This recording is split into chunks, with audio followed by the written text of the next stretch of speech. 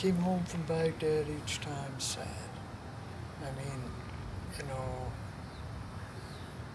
sad. I told him that I was there for 3 reasons. That I felt that you people were prisoners to a bad government. You people were prisoners to our bombs. You people were prisoners to cruel sanctions. And that I came as a Christian because of Matthew 25. When Jesus said, I was a prisoner and you came to see me. And I said, I feel like you guys are prisoners. My name is Mary Kay Meyer. I've been here almost 20 years.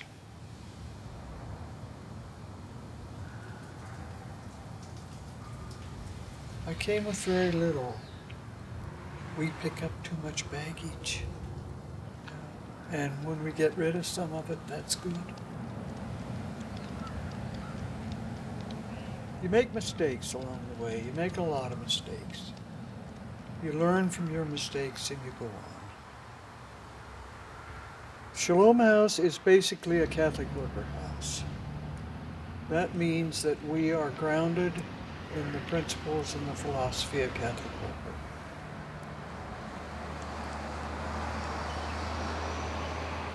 We provide shelter. We provide shelter. If we've got an empty bed, we have it for whoever comes. My name is Richard Wempe. We prefer to use the term guest, not homeless, not street people, and not transients. We consider them to be, Christ in our midst. And guest seems to respect their dignity and is more accurate to that ideal. During the Middle Ages, the ideal church concept was that each and every family would have a Christ room in their home, and that was for the care of the stranger.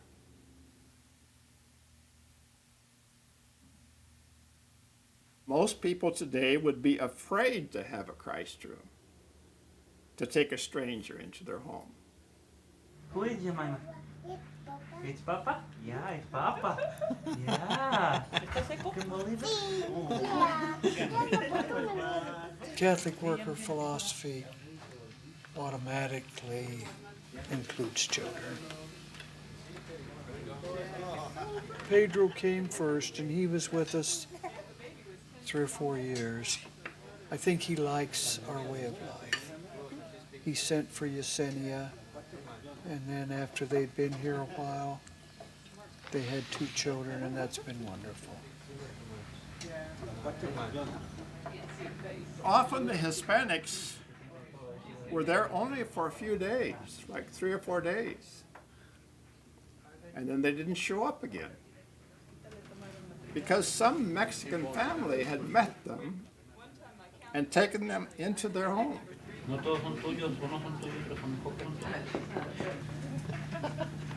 I'm Brad Grabs. I've lived and worked at Shalom House for the past 9 years. I think I've always had an interest in working with the poor and living simply, and I've always really enjoyed living in community. But I got a job teaching theology. The class that they had me teaching was social justice. I recognized that I really believed in a lot of the teachings of the church about social justice, but I wasn't living them very well, and I really wanted to do that. I had met Mary Kay at a couple of different occasions and came over here and started to help out once in a while, and it just kind of progressed into becoming a member of the community here. Shalom House started in 1972 as a peace center, and this was during the Vietnam War. And it started in an old building in the Armourdale area of Kansas City, Kansas. And the rent was paid by a Sunday Eucharist community with whom I worked. It had a library with books I bought with the remains of my savings. And the center did counseling with conscientious objection, organized anti-war activities, sponsored lectures, workshops. and eventually it published a newspaper. Every picture's been made by mouth, Oh my goodness. no hands. Some are made with feet. Look at them. That is amazing. Look at that. Isn't that some? That That's is beautiful. awesome. It is. Look at the detail. Mm-hmm.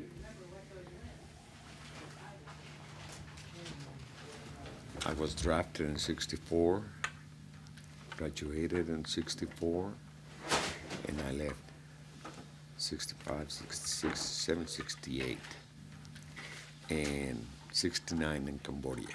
We were never supposed to have been in Cambodia, yet I was there. And that's where I got shot. I got shot right here, and lost an eye. That was a political war, just like now.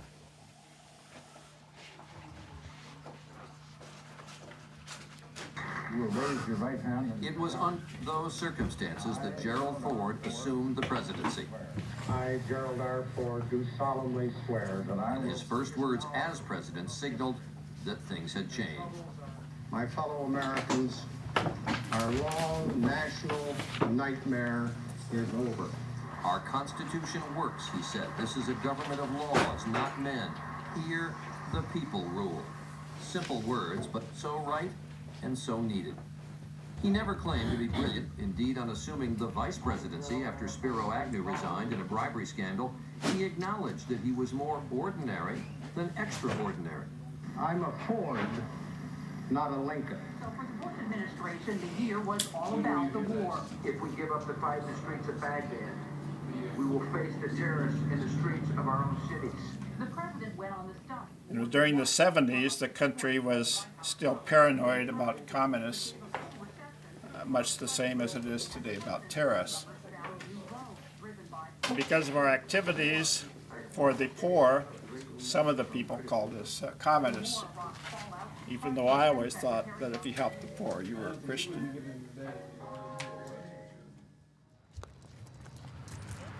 The groups that come in to serve dinner for us are a lot of different kinds of folks. Some of them are church groups, some are school groups, some are families, and they're all from all different denominations. And we've had Muslim groups, Jewish groups, Hindu groups, all kinds of people. When they come to serve and eat with us. Wonderful as always. Yes. It's a wonderful experience for them to be here and to learn more about homelessness and to get a kind of a personal connection to people who are homeless. And it's a great experience for us too to know so many good people. That's a real blessing that we have a tremendous network of people that are great supporters.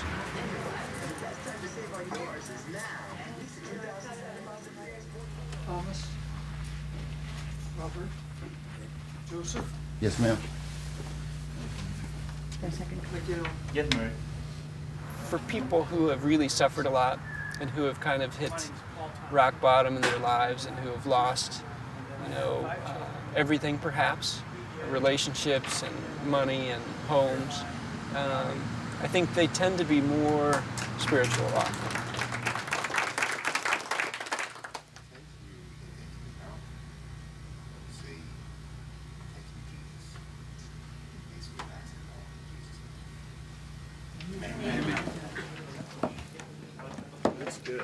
Various houses for the homeless around any given city have, of course, very different opinions on how to keep them in. Ours was that if we had space for a guest, when they called or came by, we took them, no questions asked. And they could stay several weeks or a month, sometimes a lot longer. Once in, they had space. They didn't have to beg for space each night as they do at some places.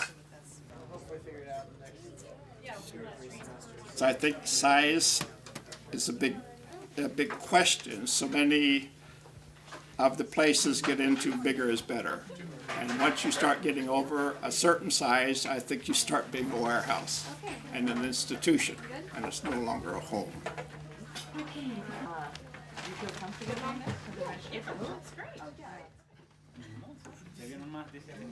The men who come to Shalom House come from all different backgrounds. They find the place through a lot of methods. Sometimes police will bring people here if they find somebody homeless. Police know that we're here and will keep people. A lot of new immigrants know to come here because they'll show up at a church first, and the church will tell them, well, there's a shelter over on 13th Street. We often get people that are right out of prison, so parole officers will call. We have a lot of social service agencies that are aware of us, and so when they come across somebody who's homeless or somebody comes to them for assistance, they will call as well. And our policy was to give out zero information on the guests or the illegals to the police, to the federal marshals, or to the newspaper. I was interviewed by the FBI and called once as a witness to a grand jury, but that pertained to an anti-war event at a Missouri missile silo and had nothing to do with the house or the guests. Happy New Year to you. Thank you. Thank you. No, sir. Thank you so very much. God bless you. You here? Likewise. We have a happy New Year's. You too. And very prosperous. Okay, you Happy too. New Year. All right. Thank you. Health-wise, I'm looking at dying any day. I've told God that I want to live as long as there's something here that you want me to do. So who knows how long that will be. But every day I try to watch for that. And be extra, extra, extra kind. We deal with what comes to our door. It's a lot warmer in here than outside. And that's all we can do. America.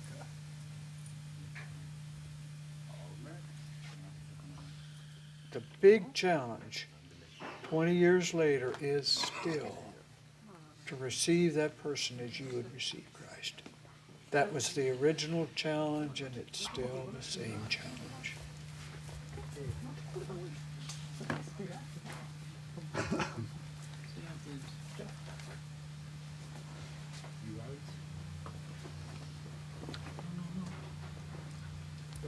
Excuse me.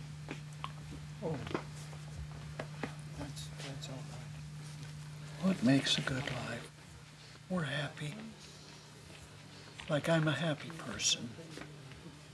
And, but yet I'm also ready to die too. I can stay or I can go, either way. If I've done all that God wants me to do, I'm ready to go. If I haven't, I'll stay on a while. What do you think of that?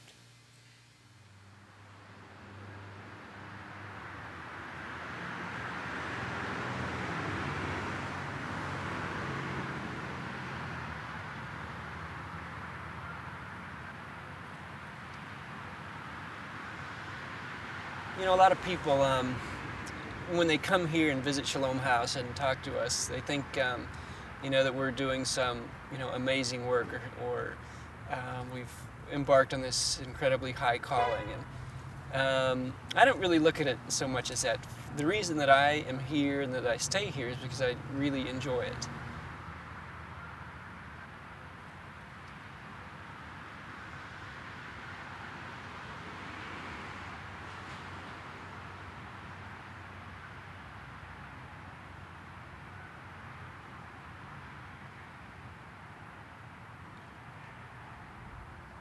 We had a group of folks that came to visit us a while back. One of the men in the group raised his hand, and with this terrible look of pity on his face, he said to me, "What made you give up your life to do this?" And I was a little bit taken aback by the question because, you know, to me, I haven't given up anything. It's been my gain and my benefit. And to me, if I had to live, say, in the suburbs or, get a regular job in a corporation, working in a cubicle, that would be a big sacrifice to me. I would be giving up my life then. But the life that I have here, I don't feel like I've given up anything. I've benefited from it greatly. I've grown in faith and love and compassion, and it's been a wonderful experience for me. And I hope that, as long as the calling for me to be here remains, I intend to stay.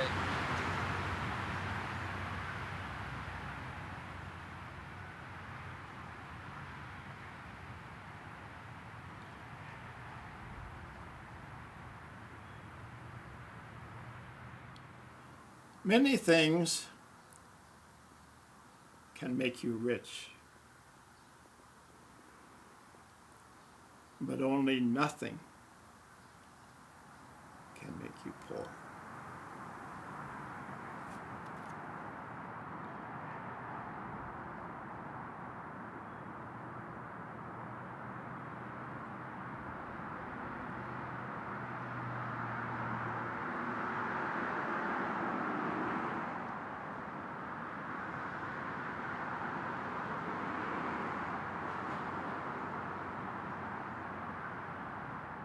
I don't want to talk to Paige today because Paige is the chaplain of hospice.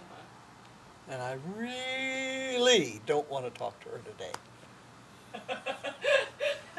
Paige, there's nothing we have to talk about.